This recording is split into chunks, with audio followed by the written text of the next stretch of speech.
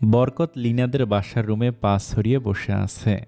তার সামনে ফাহাদ আর লিনা বসে আছে এবং টেবিলে এক কাপ ধোয়া ওঠা গরম গরম চা। বরকত চায়ের কাপটা হাতে নিল। এই টি সেটের কথায় তার হবু শাশুড়ি বলছিল বোধহয়। আসলে কাপটা অনেক সুন্দর, লিনার পছন্দ আছে মানতে হবে। সে নতুন কাপে চুমুক দিল। চাটার স্বাদও ভালো হয়েছে। বরকত আয়েশ করে পা দুলিয়ে দুলিয়ে চা খেতে লাগলো। এদিকে লিনা মুখ কালো করে বসে আছে। সে একদমই চাচ্ছিল না বরকত এই কাপে চা খাক, কিন্তু তার মা এই কাপ করেই চা দিল বরকতকে। লিনা মনে মনে বলল, অসহ্য। লিনার মা জামিলা আক্তার রান্নাঘরে মুরগির মাংস চড়িয়েছেন। সে খুব খুশি। খুশি এজন্যই যে তার হবু জামাই একদম তার মন মতো। সবাই ছেলেটাকে দেখলে কেউ বলবে না এই বাসার জামাই, সবাই বলবে এই বাসার বড় ছেলে। এত যত্ন করে রাখে বরকত তার। এমন সোনার টুকরো ছেলে দেশে বড় অভাব। আজকে যখন বরকত তার কাছে এসে বলল, মা খুব মুরগির মাংসের ঝোল খেতে মন চাচ্ছে, একটু বানিয়ে দাও না, তখন তার প্রাণটা জুড়িয়ে গেল। ইস কি মিষ্টি ব্যবহার, রাজপুত্রের মতো চেহারা। সত্যি তার লিনাটা রাজকপাল বটে। সে দ্রুত মাংস কষালেন। ছেলেটা ঝাল খেতে পছন্দ করে, তাই একটু বেশি করে ঝাল দিবেন বলে ঠিক করলেন জামিলা। ফাহাদ রুম থেকে বের হয়ে যেতেই বরকত লিনার দিকে তাকিয়ে দাঁত বের করে হেসে বলে, বাহ, বিয়ের আগেই সংসারের জিনিস কেনা শুরু করে দিয়েছ দেখছি। লিনা ভুরু কুঁচকে বলে, মানে? এই যে আজকে টি সেট কিনেছ, কালকে বেড কভার কিনবে, পরশু রান্নাবান্না সরঞ্জাম কিনবে। আপনাকে কে বলল আমি টি সেট কিনেছি আজ? মা বলেছে। লিনার মেজাজ চটে গেল। এই মাও না সব কিছুই বলে দেয় বরকতকে। এর জন্যই তার আর ভালো লাগে না, অসহ্য। এই কথাটাও মাকে বলা লাগে। এমনিতেই তার মন ভালো নেই। লিনার কত শখ ছিল এই কাপগুলোর উদ্বোধন নীরব স্যার করবে, কিন্তু সেটার হলো কই। মাঝখান থেকে বরকত এসে ঝামেলা বাঁধিয়ে দিল। অসহ্য অসহ্য আর অসহ্য। বরকত খেতে বসলো। সব কিছুই তার মন মতো। গরম ভাতের সাথে মুরগির মাংসের ঝোল আর আলুর টুকরো দিয়ে তৃপ্তি করে লিনার পরিবারকে নিয়ে খেতে বসলো বরকত, যে পরিবারকে এখন সে নিজের পরিবার ভাবে। খেতে খেতে বরকত বলে, মা রসুন দেননি? জামিলা শুকনো গলায় বলে, বাবা বাসায় রসুন ছিল না। ও সমস্যা নেই মা। খাওয়ার পর বরকত পান মুখে দিয়ে নিজ গন্তব্যের উদ্দেশ্যে রওনা হলো। সে ঠিক করলো আজকে হেঁটেই বাসায় যাবে। হেঁটে হেঁটে বাসায় ফেরার সময় মিষ্টি জর্দা দিয়ে পান চিবোতে বেশ ভালোই লাগছিল তার। পানটা না খেলে আজকের ডোজটা অসম্পূর্ণই রয়ে যেত। পরের দিন খুব সকালে প্রমিতির ঘুম ভাঙল। সে চোখ খুলতেই দেখল নীরব তাকে আষ্টে পৃষ্ঠে জড়িয়ে ধরে গভীর ঘুমে আচ্ছন্ন। প্রমিতি নীরবকে খুঁটিয়ে খুঁটিয়ে দেখতে লাগল। ভোরের স্নিগ্ধ আলোয় নীরবের চেহারায় বেশ প্রভাব ফেলেছে। চেহারা তো একটা স্নিগ্ধতা বিরাজ করছে তার। প্রমিতি দেখল নীরবের ঠোঁটগুলো সিগারেট খেতে খেতে কালো হয়ে যাওয়ার উপক্রম। চুলগুলো উস্কো খুস্কো, যেন কতদিন যাবত শ্যাম্পু দেয় না। প্রমিতি আনমনে হেসে বলে, নোংরা একটা লোক, একদমই নিট অ্যান্ড ক্লিন না। তারপর সে উঠে পড়ল, দ্রুত শাওয়ার নিতে চলে গেল। শাওয়ার নিয়ে ফ্রেশ হয়ে চুল হেয়ার ড্রায়ার দিয়ে শুকিয়ে নিল। তখনও কেবল 6:30 বাজে। আয়নায় দেখল তার গলার এক পাশ অনেকটা লাল হয়ে আছে। প্রমিতির কালকের রাতের কথা মনে পড়ে গেল। সেই সাথে লজ্জায় মুখটা লাল হয়ে এলো। সে আবারও নীরবের পাশে এসে শুয়ে পড়ে, কিন্তু তার আর ঘুম আসছে না। প্রমিতি এদিক ওদিক করতে লাগলো। এমন সময় নীরবের ফোনে টুং করে মেসেজের টোন ভেজে ওঠে। সে একবার ভাবলো দেখবে, পরে ভাবলো না দেখায় শ্রেয়। কিন্তু মন মানল না তার। এত সকালে কে হতে পারে তাই ভেবে পাচ্ছে না প্রমিতি। না পেরে উঠে বসলো। নীরবের পাসওয়ার্ড হলো ওর ডান হাতের অনামিকা আঙ্গুল। প্রমিতি ঘুমন্ত নীরবের হাতের আঙ্গুলটা টাচ করে লক খুলল ফোনের। মোবাইলে মেসেজ এসেছে। সে ওপেন করলো। মেসেজে লেখা ছিল, আমি কিছুদিন পর ঢাকা আসব, সব যেন ঠিক থাকে। প্রমিতির ভুরু কুঁচকে গেল। সে আরও অবাক হলো যখন দেখল নাম্বারটা তার চেনা। এটা চাচ্চুর নাম্বার, কিন্তু চাচ্চুর নীরবের সাথে কি সম্পর্ক? এই নাম্বার দিয়ে একটা মেসেজ এসেছে, আর কোনো মেসেজ নেই, এমনকি ফোনও নেই কোনো মেসেজ। সে ফোনটা রেখে দিল। সারাটা সকাল উল্টাপাল্টা চিন্তা করে কাটালো প্রমিতি। সকাল 10টায় নীরব ঘুম থেকে উঠল। সে হাত দিয়ে পাশে হাতড়ালো। প্রমিতির জায়গায় ফাঁকা দেখে চোখ খুলল। সে ধরফর করে উঠে বসে তার চোখ সামনের দিকে গেল। নীরব দেখল প্রমিতি সোফায় বসে আছে পা তুলে দিয়ে। প্রমিতিকে দেখে নীরবের ঠোঁটের কোণে হাসি জমল। প্রমিতিকে আজকে আরো বেশি সুন্দর লাগছে। প্রমিতির গলার বাম সাইডের একটা পাশ এখনো লাল হয়ে আছে। তা দেখে বেশ তৃপ্তি পেল নীরব। ভালোই লাগছে যে তার প্রমিতি তার দেয়া চিহ্ন বহন করছে। সে উঠে বাথরুমে গিয়ে ফ্রেশ হলো। বাথরুম থেকে বেরিয়ে নীরব গলা পরিষ্কার করে বলে, আমরা একটু পর বের হব, রেডি হয়ে নাও। প্রমিতি নীরবের কথা শুনেও কোনো প্রকার রিয়াক্ট করল না। সে ওর ওড়না পেঁচাতে ব্যস্ত। নীরব তা দেখে বলে, hello, I am talking to you. যাব না আমি। নীরব প্রমিতির বলা কথাটার অর্থ বুঝল। তারপরও পরিষ্কারভাবে জানার জন্য বলে, কি বললা? এবারে প্রমিতি নীরবের দিকে তাকিয়ে উচ্চস্বরে বলে, আমি যাব না আপনার সাথে। নীরবের রাগ হতে লাগলো। সে ভুরু কুঁচকালো। তার কপালের রগ ফুলে যাচ্ছে। নীরবের কপালের রগ ফোলা মানে সে অনেক বেশি রেগে যাচ্ছে।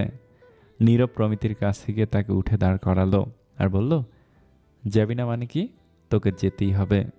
যাব না আমি, ব্যাস। বেশি সাহস বেড়ে গেছে তাই না? প্রমিতি নিজেকে ছাড়িয়ে নিয়ে বলে, হ্যাঁ বাড়ছে, আমি যাব না নীরব তোমার সাথে। নীরব প্রমিতিকে তার দিকে ঘুরিয়ে নিয়ে ধমক দিয়ে বলে, কেন যাব না তা জানি না, কিন্তু যতদিন আমাকে সব সত্য জানাচ্ছ না ততদিন আমি তোমার সংসারে যাব না। নীরব প্রমিতিকে একটা থাপ্পড় মারল। প্রমিতি গালে হাত দিয়ে কেঁদে দিল আর বলল, তুমি কেন আমাকে, আমার বাবাকে, আমার পরিবারকে ঘৃণা করো? আমরা তোমার কি ক্ষতি করেছি? এসবের উত্তর না জানা পর্যন্ত আমি তোমার সাথে যাব না। নীরব প্রমিতির বাহু চেপে ধরে বলে, প্রমিতি, এনাফ, বেশি বাড়াবাড়ি হয়ে যাচ্ছে কিন্তু। তোমাকে আমার সাথে যেতেও হবে, না হলে আমাদেরকে বের করে দিতেন। হ্যাঁ, সম্ভব না। নীরব ভুরু কুঁচকে তাকালো। প্রমিতি হালকা হেসে বলে, কি হলো বুঝলে না? দাঁড়াও আমি বুঝিয়ে দিচ্ছি। প্রমিতি নীরবের কলার ঠিক করতে লাগলো আর বলল, তোমার সম্পত্তির 50% শেয়ার হোল্ডার কিন্তু আমি। যদিও বা আমার তোমার টাকা পয়সা নিয়ে কোনো ইন্টারেস্ট নেই। তারপরও নীরব এক দৃষ্টিতে প্রমিতির দিকে তাকিয়ে থেকে বলে, আই ক্যান ফোর্স ইউ। তাহলে তো আমি সুইসাইড করব। প্রমিতির বলা কথাটা নীরবের কানে ঝনঝন করে বেজে উঠল। নীরব থমকে গেল। তার এই সামান্য কথাটা সহ্য করতে ভারী কষ্ট হচ্ছে। একটা ঢোক গিলে বলে, এইসব কি ফালতু বকছ? নেক্সটে এমন কোনো কথা কোনো দিন বলবে না। আর তুমি আমার সাথে এখনই যাবে, দ্যাটস ইট। সরি, সেটা সম্ভব হচ্ছে না। নীরব নিজের রাগকে কন্ট্রোল করে বলল, এবার কিন্তু এক্সেস হয়ে যাচ্ছে। আমি এর একটা কথা সহ্য করব না। পেয়েছোটা কি তুমি? হ্যাঁ, নাট্যমঞ্চ? প্রমিতি কড়া গলায় বলে, আমি যাব না, এইটাই আমার ফাইনাল ডিসিশন। নীরব এবার বেশ রেগে গিয়ে নিজের হাত দেয়াল বরাবর একটা পাঞ্চ করল। তারপর চিৎকার দিয়ে বলে, তুমি কাউকে জুটিয়েছ তাই না? অন্য কারো ওপর মন লাগছে তোর, তাই আমার সাথে যাইতে চাচ্ছিস না।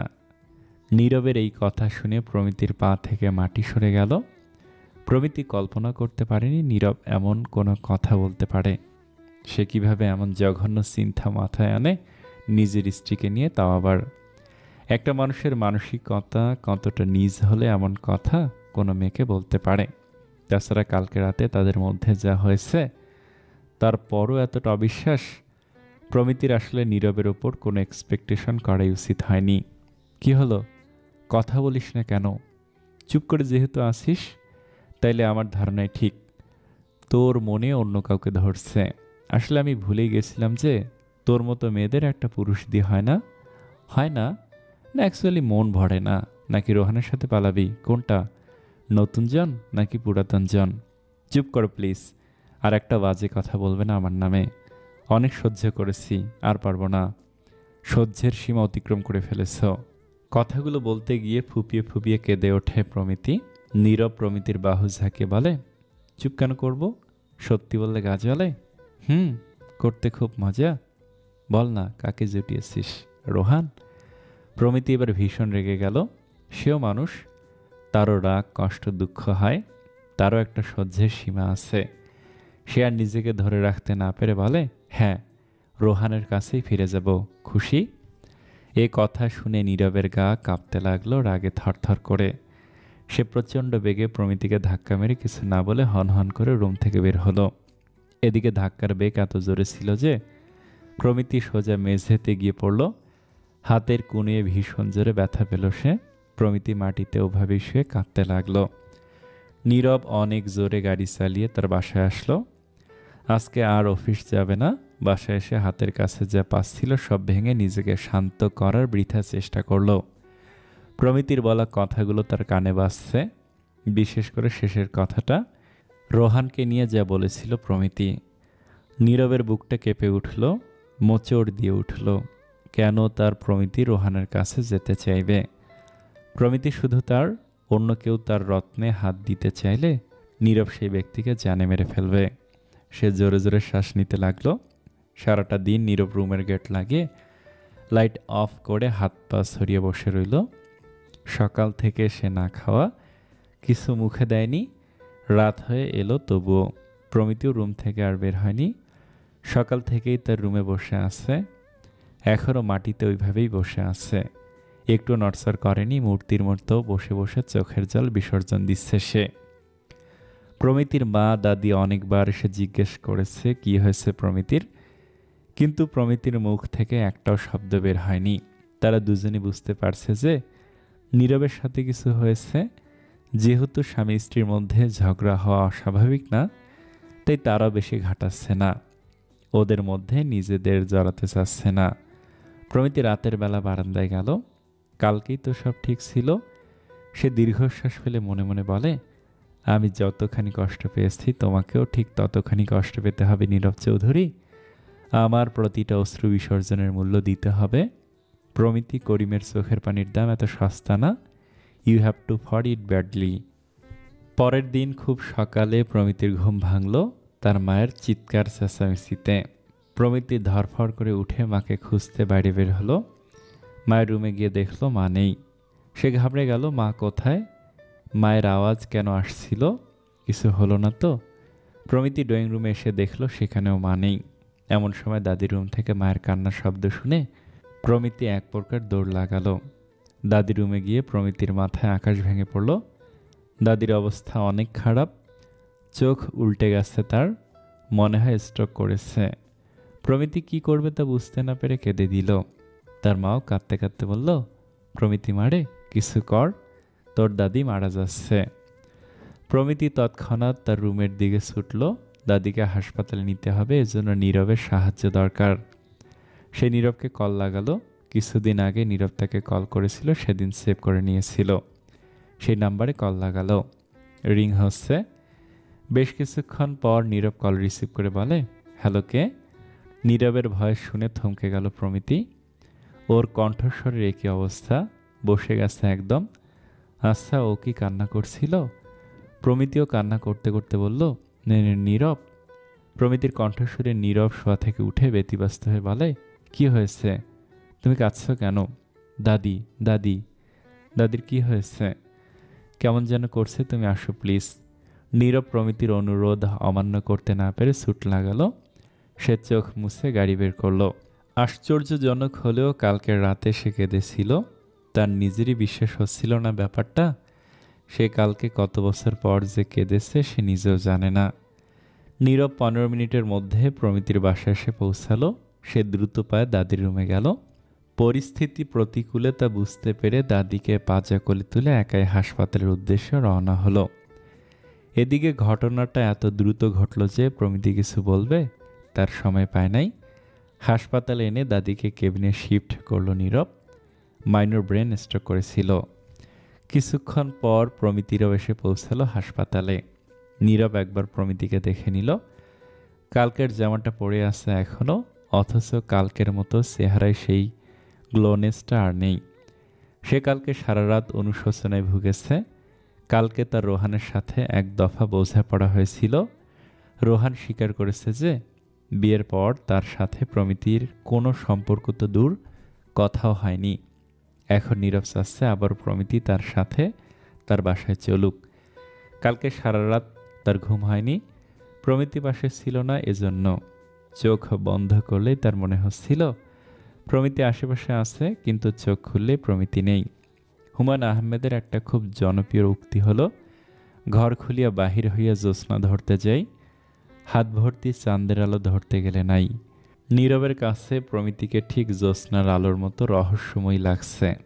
তাকে দেখতে পেলেও ছুতে গেলেই হারিয়ে যাচ্ছে, যেটা নীরব মেনে নিতে পারছে না। তার প্রমিতিকে চাই যে করে হোক না কেন। নীরব বুঝতে পারছে যে সে ভয়ঙ্কর প্রেমাঘাত নামক রোগে আক্রান্ত হয়েছে। এই ঘাতকের কোনো প্রতিরোধ আজ পর্যন্ত আবিষ্কার হয়নি। তাই তো কেউ একবার প্রেম রোগে আক্রান্ত হলে আর সেরে উঠতে পারে না। নীরবও পারছে না, বরং প্রেমের জীবাণু তার শরীরের প্রেমহীনতাকে ভক্ষণ করে ফেলেছে। মনটা আস্তে আস্তে প্রেমময় হয়ে উঠছে। এতে বেজার সে, কিন্তু উপায় নেই। নীরব চোখ বুলিয়ে নিল। হাসপাতালের ওয়েটিং রুমে সে আর লায়লা খাতুন বসে আছে। প্রমিতি মেডিসিন কিনতে গেছে, যাওয়ার কথা নীরবের ছিল, কিন্তু প্রেসক্রিপশনটা সোমেরে নিয়ে নেয় প্রমিতি এবং হনহন করে কিনতে চলে যায়। প্রমিতির এমন আচরণে ক্ষতবিক্ষত হয়ে যাচ্ছে নীরব। সহ্য করতে পারছে না, হাঁসফাঁস করছে। নীরবের সিগারেটের পিপাসা পেয়েছে, কিন্তু শাশুড়ির সামনে ধরতে পারছে না। তা আস্তে করে কেটে পড়ল সে এবং হাসপাতালের বাইরে এসে সিগারেট ধরালো। সে সিগারেট টানছে আর মনে মনে ভাবছে দাদি সুস্থ হলেই প্রমিতিকে তার বাসায় নিয়ে যাবে। আসলে সে সামান্য ভুল বলল। এটা তার বাসা হবে না, তাদের বাসা হবে, তার আর প্রমিতির বাসা। বিয়ের পর স্বামীর বাড়ি একটা মেয়ের নিজের বাসা হয়ে যায়। নীরব সিগারেটে টান দিল। সে দিব্যি বুঝতে পারছে প্রমিতি খ্যাপা, বেশ খ্যাপা তার ওপর। নীরব নিজেই নিজের ওপর খ্যাপা প্লাস বিরক্ত। কি দরকার ছিল কালকে রোহানের ম্যাটারটাকে তুলে প্রমিতিকে খোঁটা দেওয়ার? প্রমিতির এই বয়সটা হলো আবেগের বয়স। একটা ভুল করে ফেলেছিল, সেই সূত্র ধরে বারবার তাকে কষ্ট দেয়া মোটেই সাধে না। না, সে ভুল করে ফেলেছে, মস্ত বড় ভুল। একটা মেয়ের চরিত্রে দাগ লাগিয়ে দিয়েছে, তাকে মিথ্যা অপবাদ দিয়েছে। নীরবের আর সিগারেট টানতে মন চাচ্ছে না। সে সিগারেটটা ফেলে দিল। এখন সিগারেট টানতেও বিরক্ত লাগছে। কি একটা অবস্থা! সে বড় বড় করে শ্বাস ফেলতে লাগলো। এমন সময় তার মোবাইলে কল আসলো। সে দেখলো লিনা কল করেছে। নীরবের মনে পড়লো আজকে একটা মিটিং আছে। সে রিসিভ করে বলে, হ্যাঁ লিনা বলো। স্যার, আজকে অফিস আসবেন না? নীরব বলল, না, আসবো না। কেন স্যার? নীরব ইতস্তত করে বলে, পারিবারিক সমস্যা। ও, আজকে একটা যে মিটিং আছে সেটার কি হবে স্যার? তুমি আর ঈশান যাও, পেপার সব রেডি আছে, জাস্ট উপস্থিত থাকবা, আর কিছু না। ওকে স্যার, রাখলাম। নীরব ফোন রেখে যেই না মোবাইলটা পকেটে রাখলো, অমনি প্রমিতি পেছন থেকে বলে ওঠে, তুমি অফিসে যাও, আমাদের জন্য মিটিং কেন মিস করবে? নীরব হকচকিয়ে গেল। সেই সময় এইখানে প্রমিতিকে মোটেও আশা করেনি। নীরব পেছন ঘুরে দাঁড়ালো। প্রমিতি তার মুখোমুখি হয়ে দাঁড়িয়ে আছে। নীরব এক দৃষ্টিতে প্রমিতিকে দেখতে লাগলো। প্রমিতি মাথা নিচু করে আছে। নীরবের প্রমিতিকে এই মুহূর্তে জড়িয়ে ধরতে মন চাচ্ছে, কিন্তু সে নিজেকে সংযম করে রাখলো এবং শান্ত স্বরে বলে, সমস্যা নেই, মিটিংটা এতটাও জরুরি না। প্রমিতি চুপ করে থাকলো, কিছু বলল না। প্রমিতির চোখ তুলে তাকালো। দুজনের চোখাচোখি হতেই সব গুলিয়ে ফেলল নীরব। যা বলতে চাচ্ছিল তার এক অংশ মনে রইল না। সে বলল, কি? নীরব ঘামতে লাগলো। হুট করে তার অনেক গরম লাগতে শুরু করলো। এখন মনে হচ্ছে শার্টটা খুলে ফেললে সে আরাম পাবে। তার গলা শুকিয়ে এলো। সে ঢোক গিলল।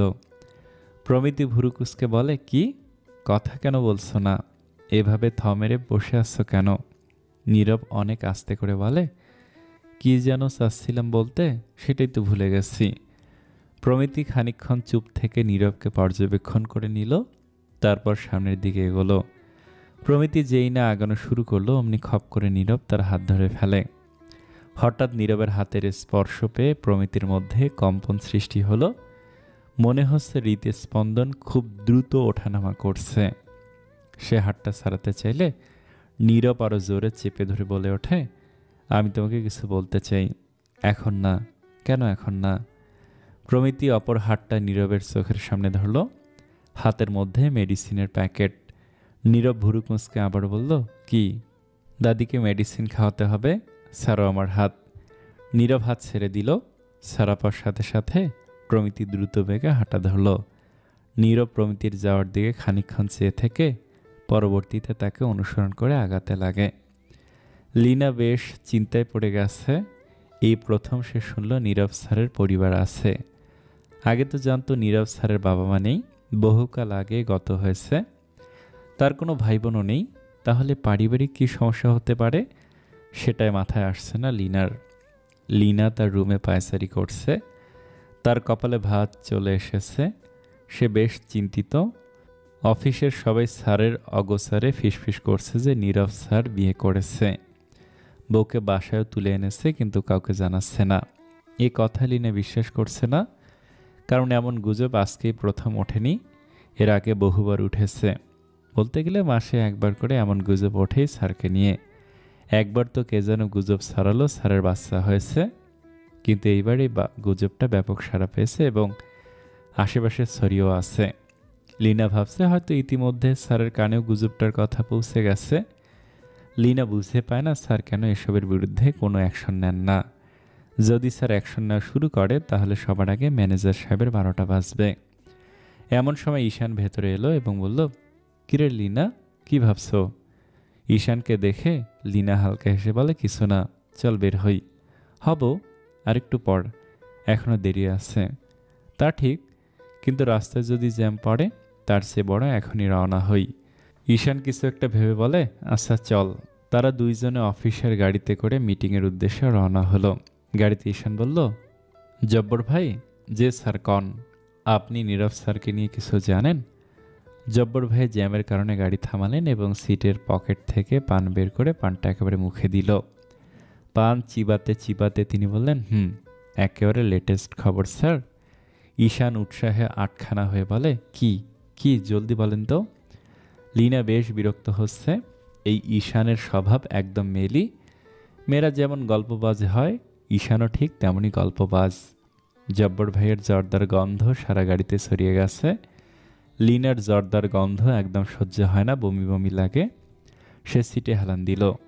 জব্বর গাড়ি স্টার্ট দিল, সিগন্যাল ছেড়ে দিয়েছে। সে গাড়ি চালাতে চালাতে বলে, স্যারের বিয়ে হয়েছে, বউ স্যারের বাসাতেই থাকে, আমি সচক্ষে দেখছি। তাই? কেমন দেখতে স্যারের বউ? ঈশান প্রশ্ন করল। জব্বার এবার দমে গেল। সে আমতা আমতা করে বলে, চেহারা তো দেখি নাই। লিনা এইটুকু শুনল, এরপর আর শুনল না। তার যা বোঝার সে বুঝে গেছে।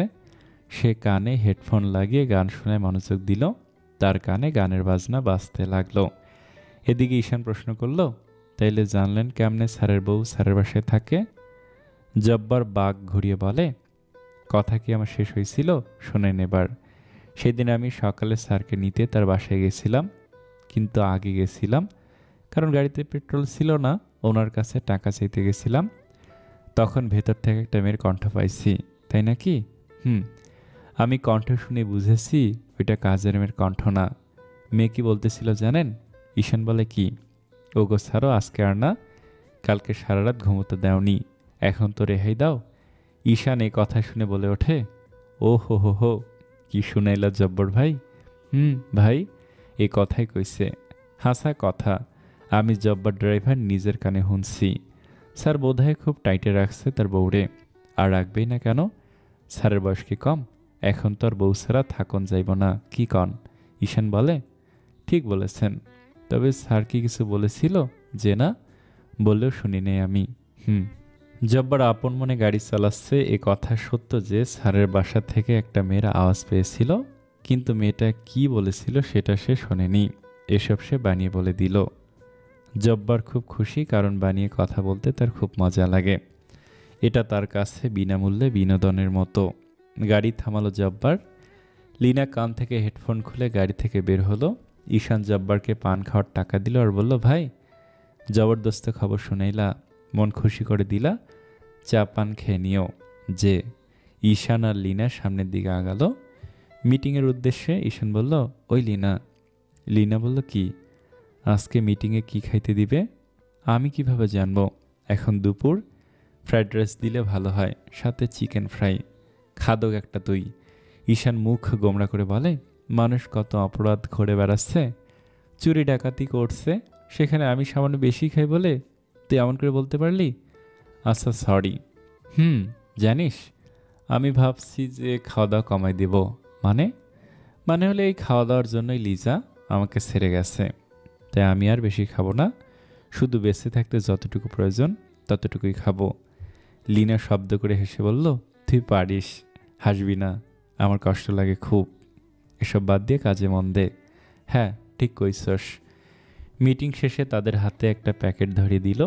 ঈশানের প্যাকেট খুলে মনটা খারাপ হলো। খাবারের প্যাকেটে একটা সামোসা, সিঙ্গাড়া আর একটা লাড্ডু আর একটা ম্যাঙ্গো জুস, ব্যাস এইটুকুই। সে গোমরা মুখে সামোসায় কামড় দিল। লিনা তার প্যাকেট খুলে সিঙ্গারাটা ঈশানের পকেটে দিয়ে বলে, কেন যে এরা সবসময় সিঙ্গারা দেয়? ঈশান খেতে খেতে বলে, ওরা কি জানে তুই সিঙ্গারা খাস না? লিনা মুখ ভেংসি কেটে বলে, আপনি তো সব খান, তাও গপগপিয়ে। এটুকু বলে তার চোখ রাস্তার অপর সাইডে গেল। সে কি বরকত কেন এখানে? বরকতের তো এখানে আসার কথা না। না, এখানে তার বাসা না, স্কুল, আর না এদিকে বরকতের কেউ আছে। তাহলে সে এখানে ঠিক এই সময় কি করছে? ঈশান বরকতকে দেখে হাত উঁচিয়ে হাই দিল। বরকতে ঈশানকে ওয়েব ব্যাক দিল এবং রাস্তা ক্রস করতে লাগলো। লিনা রাগী চোখে ঈশানের দিকে তাকালো। ঈশান হেসে দিয়ে বলে, আমি ডেকেছি। কেন? কেন আবার? ভাই তোর সাথে দেখা করতে চায়। আজকে তো অফিসে তেমন কোনো কাজ নেই, আর থাকলেও আমি বা ঝর্ণা ম্যানেজ করে নিব। তোরা ঘুরে বেড়া, এখনই তো প্রেম করার উপযুক্ত সময়। ততক্ষণে বরকত তাদের সামনে এসে পৌঁছালো। ঈশান বলল, কি ব্যাপার মাস্টারমশাই, কেমন আছেন? বলে তারাও কোলাকুলি করে নিল। বরকত বলল, আলহামদুলিল্লাহ ভালো। তা তোমার বোন কেমন আছে? ওর আবার কি, সারাদিন কাজ করবে, কাজের বাইরে কিছুই বোঝে না। এরকম হলে চলে নাকি? তা ঠিক, চলে না এমন হলে। ঈশান বলল, ভাই আমি যাই, আপনারা কোয়ালিটি টাইম স্পেন্ড করেন। আচ্ছা যাও। ঈশান, গেলাম রে লিনা। লিনা কিছু বলল না। ঈশান যেতে বরকত বলল, অনেকদিন তোমার সাথে ঘোরা হয় না, তাই এলাম। রাগ করেছ? না, যন্ত্রের মতো করে। সামনে একটা লেক আছে, চলো হেঁটে আসি, তোমার ভালো লাগবে। লিনা বরকতের সাথে হাঁটতে লাগলো। বরকতের খুব ভালো লাগছে। তার মন চাচ্ছে লিনার হাতটা ধরতে, কিন্তু লজ্জায় পারছে না। এই কথা মাথায় আসতেই তাকে লজ্জায় কাবু করে ফেলেছে, আর বাস্তবায়ন করা তো দূরের কথা। আর তাছাড়া সে একজন শিক্ষক, তার চরিত্রের সাথে এটা যায় না। সে সমাজের আদর্শতার একটা চিত্র। স্কুল থেকে বের হওয়ার পরও সে একজন শিক্ষকই রয়ে যায়, প্রেমিক হতে পারে না। আর রাস্তায় একটা মেয়ের হাত ধরে হাঁটা মোটেও শোভনীয় না। তারা লেকে কিছুক্ষণ হাঁটল, কোনো কথা কেউ বলছে না। বরকত নীরবতা ভেঙে বলে, চলো বসি। লিনা বরকতের সাথে তেমন একটা কথা বলে না, শুধু হুহা দিয়ে এড়িয়ে যায়। তারা ব্রেঞ্চে বসলো। আশপাশ থেকে ঠান্ডা হাওয়া এসে লিনার খোলা চুলগুলোকে এলোমেলো করে দিল। সেই সাথে বরকতের হৃদয়টাও এলোমেলো হয়ে গেল। বাতাসে এলোমেলো হাওয়া অবাধ্য চুলগুলোকে লিনা একসাথে করে হাত খোপা করে ব্যস্ত হয়ে পড়ল। আর এদিকে আরও একবার বরকত তার প্রেমে পড়ে গেল। তার ভাবতেই পারে না এই মিষ্টি মেয়েটা তার ঘরের বউ হবে। বরকত ভেবে রেখেছে লিনাকে সে কোনো কাজ করতে দিবে না, বাসায় বউ সাজিয়ে রাখবে আর মন ভরে দেখবে। তার ঠোঁটে হাসি ফুটে উঠল। লিনা তাকে বলল, আপনার মুখটা এত শুকনো শুকনো লাগছে কেন বরকত ভাই? আমাকে ভাই বলে ডাকবে না প্লিজ। আচ্ছা জান, আর ডাকবো না। তবে এত শুকনো লাগছে কেন আপনার মুখটা? গলাটাও কেমন যেন লাগছে। আপনি কি অসুস্থ? আরে না, লাঞ্চ করিনি তো তাই। সে কি, কেন? দুপুরে স্কুল ছুটির পর দৌড়ে বাসে উঠেছি, খাওয়ার সময় পাইনি। রাস্তায় অনেক জ্যাম ছিল, তাই আর খাওয়া হয়ে ওঠেনি। লিনা ব্যতিব্যস্ত হয়ে বলে, সকালে কি খেয়েছেন? বরকত বলল, পাউরুটি আর কলা। পাউরুটি খেয়ে এতক্ষণ ধরে আছেন, পাগল আপনি? বলে লিনা খাবারের প্যাকেট বের করে বরকতকে সামোসা বের করে দিল। বরকত তা খেতে লাগলো। সে খুব খুশি হলো তার প্রতি লিনার কেয়ার দেখে। বরকতের ছোটবেলা থেকেই চাহিদা খুব কম, অল্পেই সে খুশি হয়ে যায়। অনেকদিন পর তার খাওয়া নিয়ে কেউ চিন্তা করছে, আগে মা করত। বরকতের চোখের কোণে পানি জমল। খাবার কোথায় পেলে লিনা? মিটিংয়ে দিয়েছে। ও, তুমিও তো খাওনি তাহলে? না, আমি অফিস থেকে খেয়ে বের হয়েছিলাম। আপনি এই লাড্ডুটাও খান। ফাহাদের জন্য নিয়ে যাও, ও লাড্ডু অনেক পছন্দ করে। লীনা নিজের অজান্তে অবাক হলো, এই সাদাসিধা লোকটা তার পরিবারকে যে এতটা ভালোবাসা দেয়, এর প্রতিদান কি সে দিতে পারবে? লীনার চোখ ভিজে এলো। সে কাঁদতে চায় না, তবুও কেঁদে দিল। বরকত তাকে কাঁদতে দেখে প্রথমে ভড়কে গেল, তারপর নিজেও কেঁদে দিল। কেন কেঁদে দিল সে জানে না। চোখের পানি কি আর কারণ দেখে পড়ে? নীরব তার বাসায় বসে আছে। দাদির সাথে প্রমিতি হাসপাতালে থেকে গেল। সেও থাকতে চেয়েছিল, কিন্তু প্রমিতি থাকতে দেয়নি, তাই বাধ্য হয়ে চলে এলো। কিন্তু মন পড়ে আছে সেখানে। লায়লা খাতুনও বাসায় চলে এসেছে, প্রমিতি একা হাসপাতালে। নীরবের বাসায় এসে এক ফোঁটাও শান্তি লাগছে না। মনটা ছটফট করছে তার। মনকে সে নানাভাবে বোঝাচ্ছে যে একটা রাতই তো ঘুমিয়ে পার করে দিবে, কিন্তু তাও সে আর থাকতে পারল না।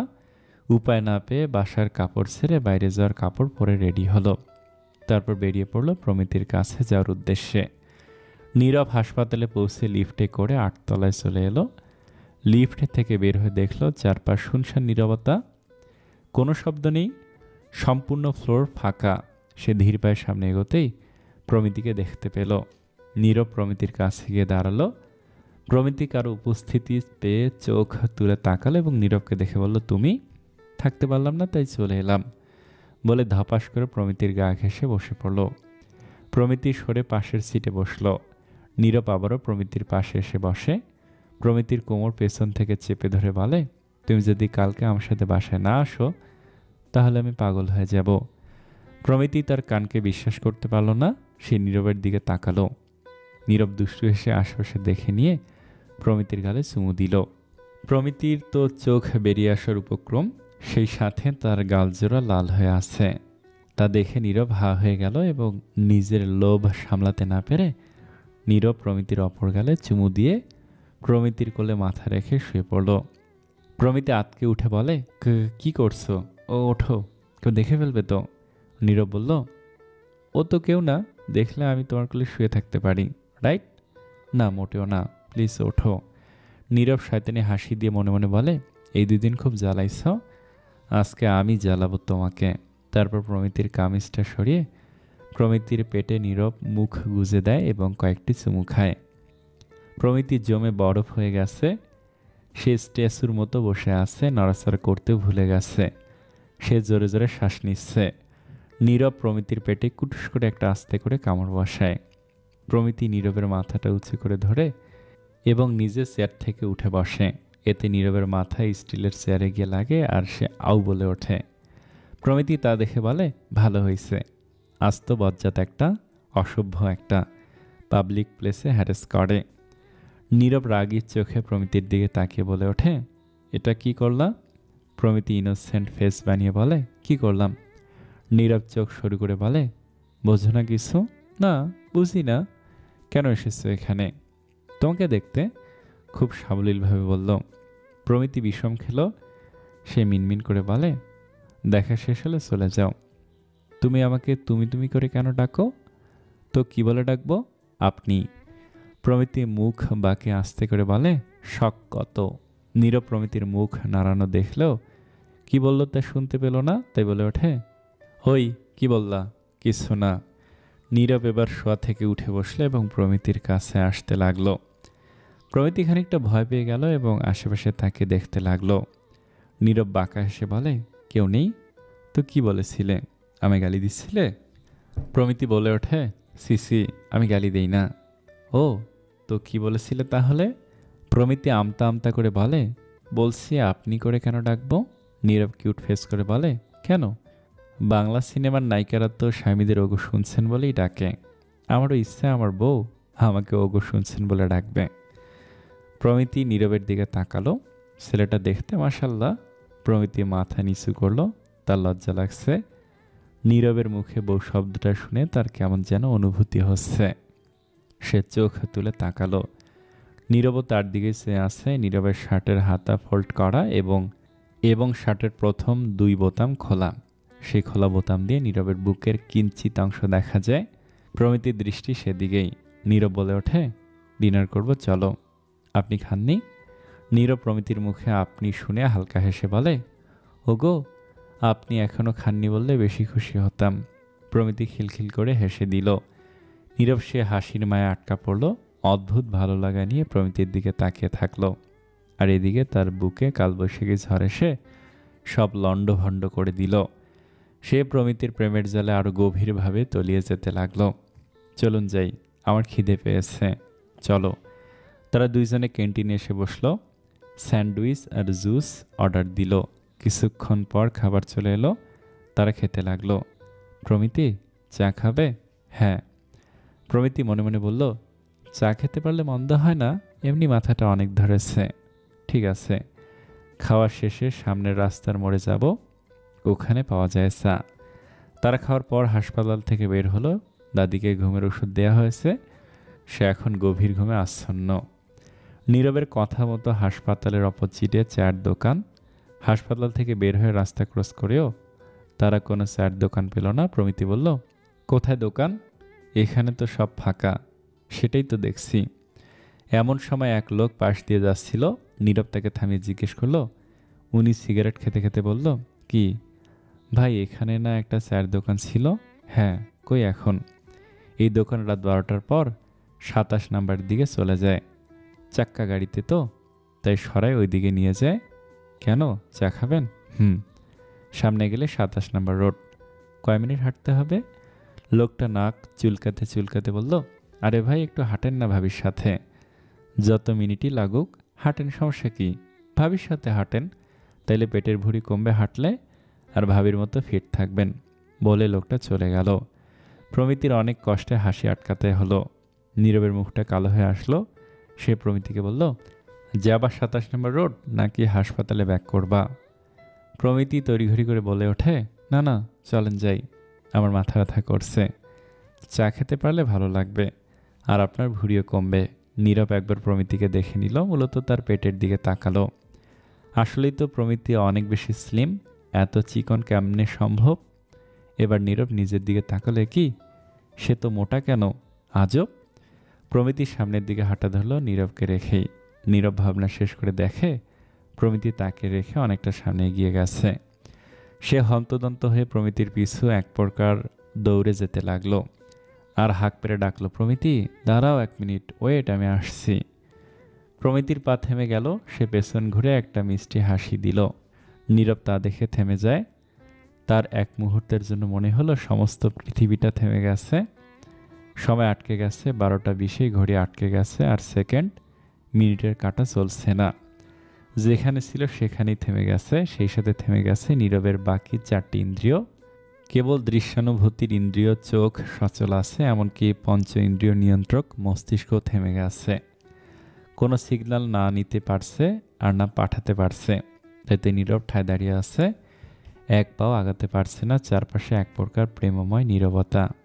এই নীরবতায় গা ছমছম করে না। এই নীরবতায় প্রেমের অনুভূতিগুলো মনের ভিতর দোল খায়। রাত 12টার বেশি হয়, চারিপাশে কোনো কোলাহল নেই, অতিরিক্ত শব্দ বা আওয়াজও নেই। মাঝে মধ্যে 2-1টা প্রাইভেট কার সাই সাই করে চলে যাচ্ছে এবং কালে ভাদ্রে একটা বা 2-1টা রিক্সা টুংটাং শব্দ করে প্লেনের গতিতে ছুটছে। দোকানপাট সব বন্ধ, কেবল আবাসিক বাসাবাড়িতে আলো জ্বলছে। আকাশে এক ফালি চাঁদ উঠেছে।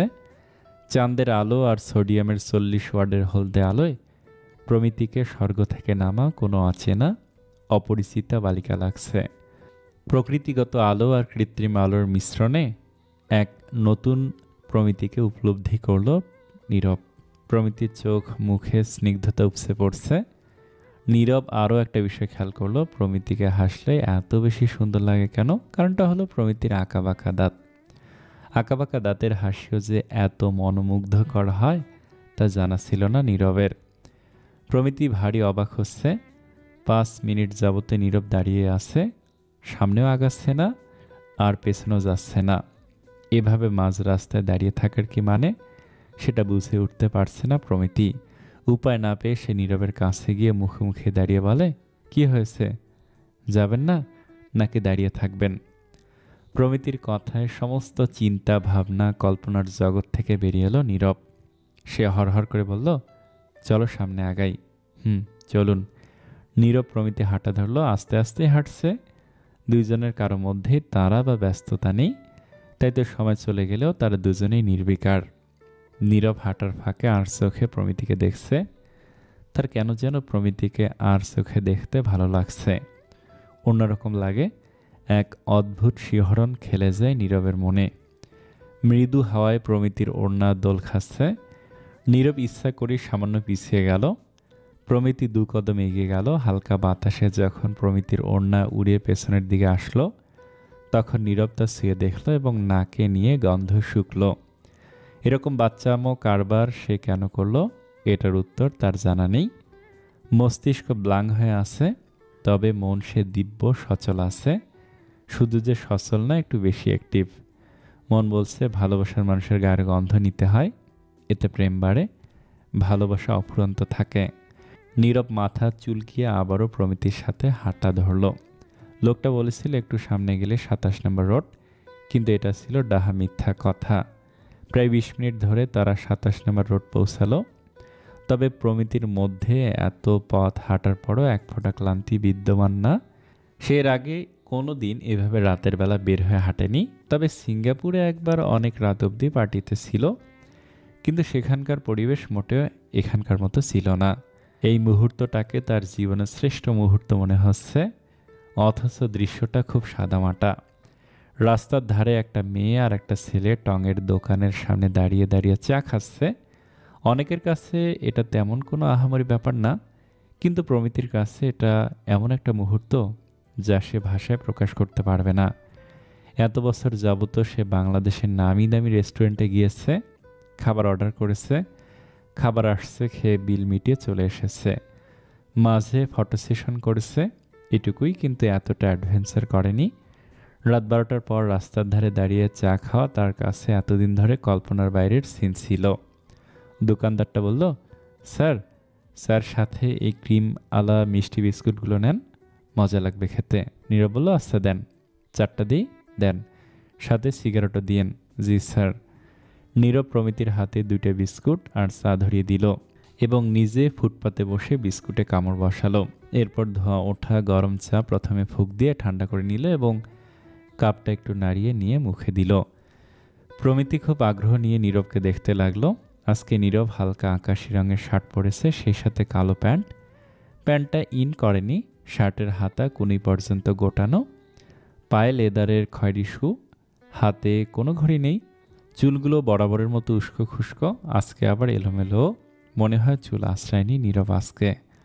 প্রমিতির খুব করে মন চাচ্ছে নীরবের পাশে বসে তার এলোমেলো চুলগুলো নিজের হাত দিয়ে গুছিয়ে দিতে। নীরব চা খাওয়া শেষ করলো এবং পেছনে তাকে দেখে প্রমিতি বিস্কুটে ছোট করে কামড় দিয়ে খাচ্ছে। সে নিখুঁতভাবে প্রমিতিকে পর্যবেক্ষণ করতে লাগলো। প্রমিতির খাওয়ার স্টাইলটা খুবই শালীন। সে খাবার মুখে নিয়ে চিবানোর সময় একেবারে মুখ খোলে না। নীরব আশ্চর্য হলো, এভাবে মুখ বন্ধ করে মানুষ খেতে পারে? সে তো কোনো দিন পারবে না। নীরব বিড়বিড়িয়ে বলে, বড়লোকের মেয়ে, এজন্য স্টাইলও ভিন্ন, হাইলি ট্রেন্ড। প্রমিতি খাওয়া শেষ হলে তারা সামনে আগালো। নীরব বলল, একটা রিক্সা নেই? শুধু শুধু হাঁটার দরকার নেই। প্রমিতি মাথা নাড়িয়ে তাকে সম্মতি দিল। নীরব একটা রিক্সা আসতে দেখলো এবং হাত নাড়িয়ে থামানোর চেষ্টা করলো। রিক্সা থামলো, নীরব গন্তব্যের নাম বলল এবং চালক যেতে রাজি হলো। নীরব প্রমিতিকে ডেকে বলল, ওঠো। প্রমিতি হেঁটে এসে ইতস্তত করে বসলো। প্রথমে কোন পা দিব? নীরব ভুরুকুচকে বলে, মানে? না মানে কিছু না বলে প্রমিতি উঠতে গেলে কিসের সাথে পা বাঁধা পায়। সে পড়ে যেতে গেলে নীরব তাকে ধরে রিক্সায় বসিয়ে দিল আর বলল, আগে কোনোদিন ওঠোনি রিক্সায়? প্রমিতি স্মিত হেসে বলে, না। ভালো, এ জার্নি বাই রিক্সা বলে উঠে পড়ল। রিক্সা চলতে লাগলো।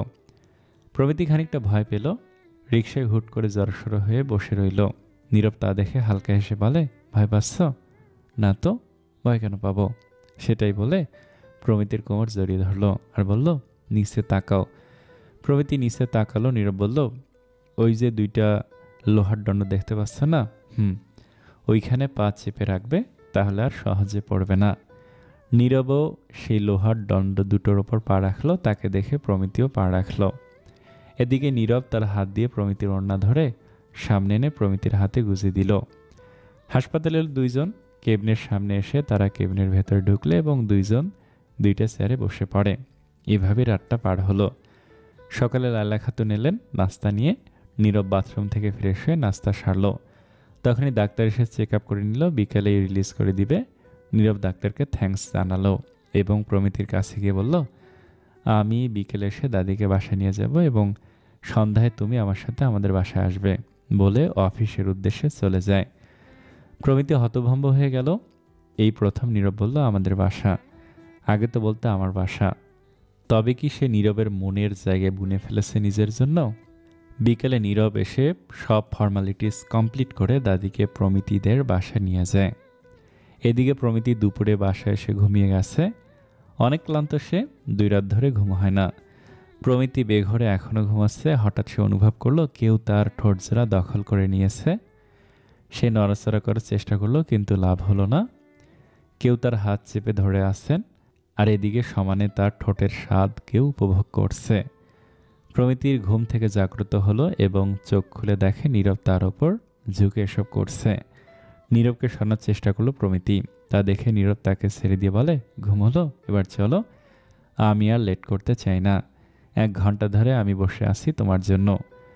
প্রমিতি উঠে বসে বলে, আমি আগেও বলেছি, এখনও বলছি, যতক্ষণ তুমি আমাকে সব সত্য বলছো না আমি কোথাও যাব না। এখন বলা সম্ভব না, তাহলে আমারও যাওয়া সম্ভব না, সরি। নীরব ব্যতিব্যস্ত হয়ে বলে, তুমি আমার সাথে চলো, আমি বাসায় গিয়ে তোমাকে সব সত্য বলবো, কিছুই গোপন রাখবো না, প্রমিস। সব বলবো, শুধু আমাকে ভুল বুঝবে না। প্রমিতির কি হলো সে জানে না, তবে নীরবের কথা ফেলতে পারল না। প্রমিতিকে নিয়ে নীরব রওনা হলো। প্রমিতি যাওয়ার আগে তার ফোনটা হাতে নিল, সাথে নিয়ে যাবে বলে। নীরব দেখেও কিছু বলল না। তার কাছে প্রমিতি বাসায় যাচ্ছে, এটাই আনাফ।